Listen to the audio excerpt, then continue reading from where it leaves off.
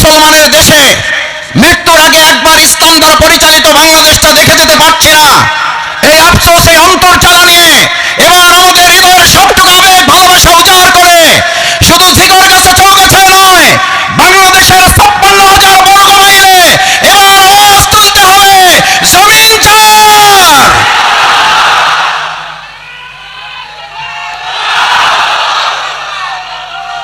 আমার ভাই এবং বন্ধুগণ, আমরা ইতিমধ্যে কারো কারো কাছ থেকে শুনতে পাই আমাদের খেলতেই দেওয়া হবে না, খেলতেই দেওয়া হয় নাই।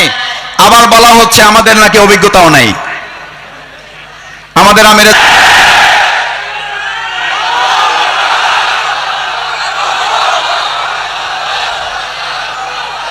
নামাজ চলমান, নামাজ চলমান অবস্থায় তার দলের লোকেরা তার দলের লোকদেরকে হত্যা করে। আমি তাদের বিবেকের কাছে জানতে চাই, নামাজরত অবস্থায় আপনার দলের আপনার কর্মী আপনার কাছে নিরাপদ নয়, আপনার কাছে বাংলাদেশের কোন আরেকজন মানুষ নিরাপদ হতে পারে না। আমাদের অভিজ্ঞতা নাই।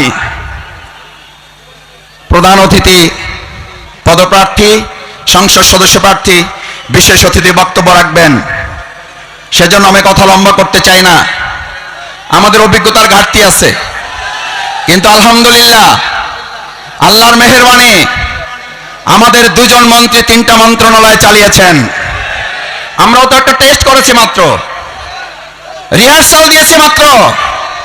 এই রিহার্সালে 2 জন মন্ত্রী 3টা মন্ত্রণালয় চালিয়ে ঘোষণা করেছিলেন 2 টাকার দুর্নীতি প্রমাণ করতে পারলে জামাত ইসলামীর সাধারণ সহযোগী সদস্য পদ থেকে অব্যাহতি নেব। আমি তাদের কাছে জানতে চাই, আমাদের এই 3টা মন্ত্রণালয় পরিচালনার অভিজ্ঞতা গোটা পৃথিবীর কাছে সমাদৃত হয়ে আজ বিশ্ববাসী কূটনীতিকরা জামাত ইসলামীর পাশে এসে দাঁড়িয়ে আহ্বান জানিয়েছে, জামাত ইসলামীকে নিয়ে বাংলাদেশে তারা কাজ করতে আগ্রহ প্রকাশ করেছে।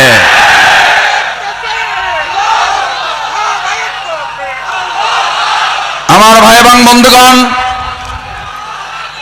আমাদের অভিজ্ঞতা নাই। ওনারা বলতেন ভবিষ্যতে রাষ্ট্র চালাইতে হইলে আগে মিনি পার্লামেন্ট চালাই আসতে হবে। মিনি পার্লামেন্ট চালান, তারপরে মানুষ বিবেচনা করবে আপনারা ফুল পার্লামেন্ট চালাইতে পারেন কিনা। মিনি পার্লামেন্ট ঢাকা বিশ্ববিদ্যালয় সংসদ, মিনি পার্লামেন্ট চট্টগ্রাম বিশ্ববিদ্যালয় ছাত্র সংসদ, মিনি পার্লামেন্ট রাজশাহী বিশ্ববিদ্যালয়ের ছাত্র সংসদ, মিনি পার্লামেন্ট জাহাঙ্গীরনগর বিশ্ববিদ্যালয়ের ছাত্র সংসদ। আজ তাদের কথা দিয়ে তাদেরকে জিজ্ঞেস করতে চাই, মিনি পার্লামেন্ট যখন হয় তখন আপনারা বলেছিলেন ওখানে তো আমাদের ছাড়া কাকে ভোট দেবে, দেওয়ার তো কেউ নাই। নাই যেখানে বলেছিলেন, আলহামদুলিল্লাহ আল্লাহ রাব্বুল আলামিন তার অশেষ মেহেরবানি দিয়ে ফুল পার্লামেন্ট 4টা বিশ্ববিদ্যালয়ে আমাদেরকে আল্লাহ দান করলেন। শুধু দানই করেন নাই, বাংলাদেশে মডেল বিশ্ববিদ্যালয় পরিচালনার ছাত্র সংসদ ছাত্র শিবির উপস্থাপন করে দেখিয়েছে বাংলাদেশ জামাত ইসলামী ভবিষ্যতে মডেল বাংলাদেশ উপহার দিতে পারবে।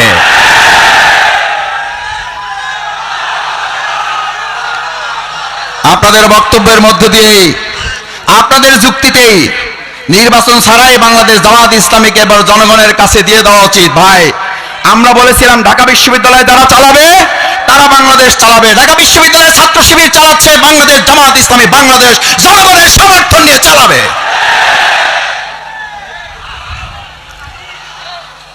আমরা শুনলাম কয় জামাত ইসলামী হুজুর ওনাদের টুপি আছে, দাড়ি আছে, ওনাদের জানাজায় ভালো মানায়, মিলাদ শরীফে ভালো মানায়, নবজাতকের কানে আজান দেওয়া ভালো মানায়। ওনাদের তো এইসব বিশ্ববিদ্যালয়, সংসদ, গণভবন, বঙ্গভবন, সর্বোচ্চ হইলে ওনারা জাতীয় মসজিদ বাইতুল মোকাররমে ওনারা একেবারে দয়া দাক্ষিণের অংশ হিসাবে ইমামতি করতে পারেন। ভাই বন্ধুগণ, আমার ভাই বোনেরা, হিন্দু ধর্মাবলম্বী যারা আছেন, বাংলাদেশ ইসলামী ছাত্র শিবির ঢাকা বিশ্ববিদ্যালয়ে নির্বাচিত হওয়ার পর তারা ঘোষণা দিয়েছিল হিন্দু ধর্মাবলম্বী যারা জগন্নাথ হলে আমাদেরকে 7 ভোট, 8 ভোট, 10 ভোট দিয়েছে, আমাদের উন্নয়ন অগ্রগতির যাত্রা ওই জগন্নাথ বিশ্ববিদ্যালয় থেকে শুরু করে আমরা জাস্টিস, ন্যায় বিচার এবং তাদের অধিকার প্রাপ্তিকে আমরা সেখান থেকে শুরু করে প্রমাণ করেছে ছাত্র শিবির, জামাত ইসলামী ছাত্র শিবিরের হাতে যথাযথ অধিকার প্রতিষ্ঠিত করা সম্ভব।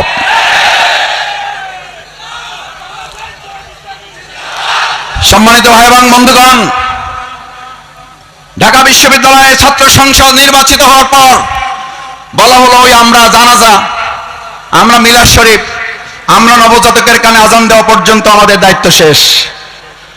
ওনারা নির্বাচিত হয়েছে, চালাইতে পারবে না, ছাত্র ভালো পাশ করতে পারবে না, পাশ করলেও চাকরি পাবে না, চাকরি পাইলেও বেতন পাবে না, বেতন পাইলেও বরকত হবে না, বরকত হইলেও সংসার চলবে না।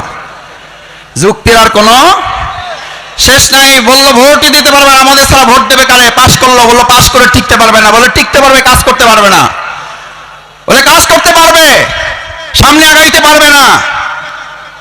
আমাদের মিনি পার্লামেন্টে আমরা দেখিয়েছি সিন্ডিকেট, মাদক, গণরুম, ভাইয়ের রাজনীতি এবং সেখানে মেধার পরিবর্তে সন্ত্রাসের ঝঞ্ঝানির পরিবর্তে আজ ঢাকা বিশ্ববিদ্যালয় একটা টু শব্দ পর্যন্ত সেখানে সংগঠিত না হওয়া, রাজশাহী বিশ্ববিদ্যালয়ে একটা বিজয় মিছিলে কোনো ঝামেলা না হওয়া, আমাদের চট্টগ্রাম বিশ্ববিদ্যালয়ে বিজয় মিছিলের পরিবর্তে কান্নার রোল পড়ে যাওয়া প্রমাণ করে আগামী দিনের বাংলাদেশ জামাত ইসলামী এদেশের 20 কোটি মানুষকে সাথে নিয়ে একটা ঐক্যের ভিত্তিতে বাংলাদেশ পরিচালনা করবে।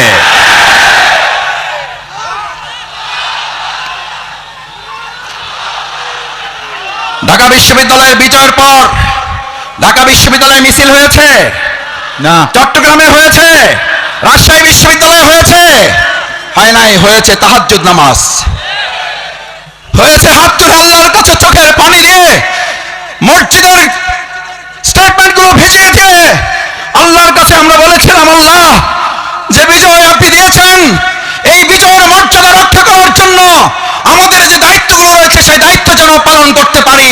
এটাই হচ্ছে একজন ইমানদারের আল্লাহর প্রতি আস্থা এবং ভরসার প্রতীক।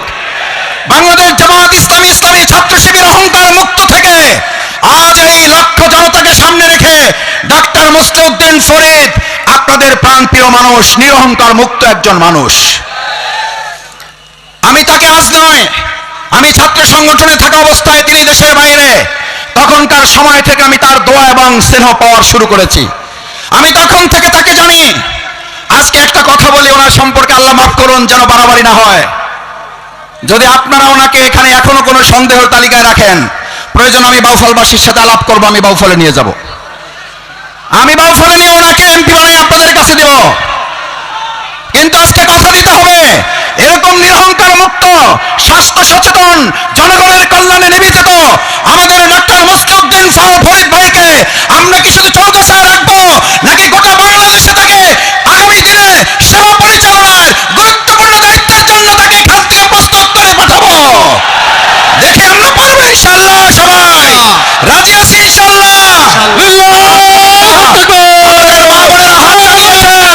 আমাদের ভাইয়েরা হাত তুলেছেন, আমাদের সমস্ত মানুষ হাত জাগিয়ে দেখিয়েছেন। আমরা ডাক্তার মুসলিউদ্দিন ফরিদ ভাইকে আগামীর সংসদে প্রেরণ করবো ইনশাআল্লাহ। এবার দুটো কথা বলে শেষের দিকে যাই। সম্মানিত ভাই এবং বন্ধুগণ, ডাক্তার মুসলিউদ্দিন ফরিদ ভাই আমাদের এই চৌগাছা জিকরগাছায় আপনাদেরকে নিতে এসেছেন না আপনাদেরকে দিতে এসেছেন? দেওয়ার মতো যোগ্যতা আল্লাহ তাআলা ওনাকে দিয়েছেন না দেন নাই? আল্লাহ তাআলা ওনাকে সেই যোগ্যতা দিয়েছেন বলেই আজ আমরা একটা কথা পরিষ্কার বলে যাই, জিকরগাছা চৌগাছার ভাই বোনেরা, হিন্দু ধর্মাবলম্বী যারা আছেন, ডাক্তার মুসলিউদ্দিন ফরিদ ভাই তিনি ব্যক্তি হিসাবে এমপি হবেন না, ব্যক্তি হিসাবে তিনি হবেন আপনাদের একজন খাদেম, আপনাদের একজন সেবক। আজ যারা 5 মাস আপনাদের পিছনে ঘুরছে, আপনাদের ধারে ধারে গিয়ে অনুনয় বিনয় করছে, অন্যায়ভাবে টাকা বিছাচ্ছে, অন্যায়ভাবে ক্ষমতা প্রয়োগ করছে, এই 5 মাস আপনাদের কাছে ঘুরে আগামী 5 বছর আপনাদেরকে তাদের পিছনে ঘুরাতে বাধ্য করবে।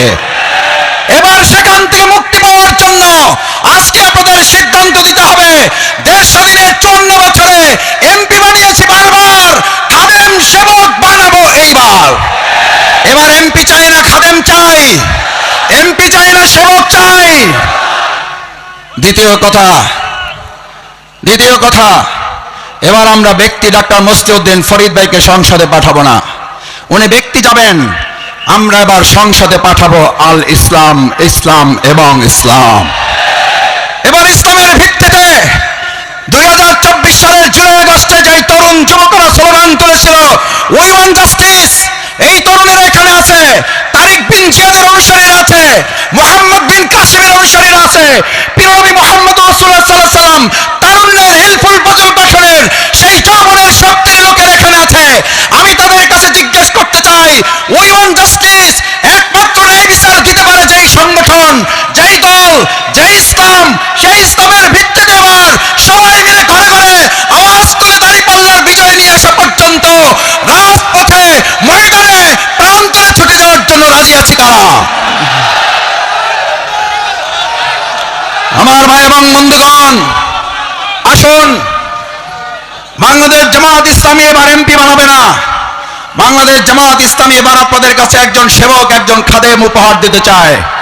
বাংলাদেশ জামাত ইসলামী এবার ব্যক্তিকে সংসদে পাঠাতে চায় না। বাংলাদেশ জামাত ইসলামী এবার এক ইসলামকে আমরা সংসদে ক্ষমতায় আছে এটা দেখে মৃত্যুবরণ করতে চাই। হিন্দু ধর্মাবলম্বী যারা আছেন, আসুন, ইসলাম প্রতিষ্ঠিত হলেই কেবলমাত্র মানুষের অধিকার প্রতিষ্ঠিত হতে পারে। আল্লাহ সুবহানাহু ওয়া তাআলা সেজন্য হুদাল লিন-নাস কোরআনের বর্ণনা করেছেন, উনজিলা ফিহিল কোরআন, এই কোরআন নাজিল করা হয়েছে শুধু মুসলমানদের জন্য নয়, গোটা মানব জাতির জন্য। তাই আসুন, আজ মা বোনেরা এখানে যারা এসেছেন, সুমাইয়া রাদিয়াল্লাহু তাআলা প্রথম শাহাদাত বরণ করে আমাদের কাছে নজির রেখে গেছেন। আমাদের ভাইদের পাশাপাশি রাসূল সাল্লাল্লাহু আলাইহি ওয়াসাল্লামের সেই তলোয়ারের যুদ্ধে, সেই তীর জনকের যুদ্ধে তারা যেমন পানি নিয়ে পাশে দাঁড়াতো, চিকিৎসা সামগ্রী নিয়ে পাশে দাঁড়াতো, আজ আমাদের মা বোনেরা এখানে পাশে এসে দাঁড়িয়েছেন। এই বিজয় আল্লাহ ছাড়া কেউ ঠেকাতে পারবেন না। সেই আহ্বান জানিয়ে কাঁধে কাঁধ মিলিয়ে আমরা জিকরগাছা এবং এখানকার সমস্ত অঞ্চলের মানুষদেরকে একত্রিত করে ঐক্যবদ্ধ একটা জিকরগাছা গড়ে তোলার, চৌগাছা গড়ে তোলার আহ্বান জানিয়ে আমার কথা শেষ করছি। আল্লাহ হাফেজ।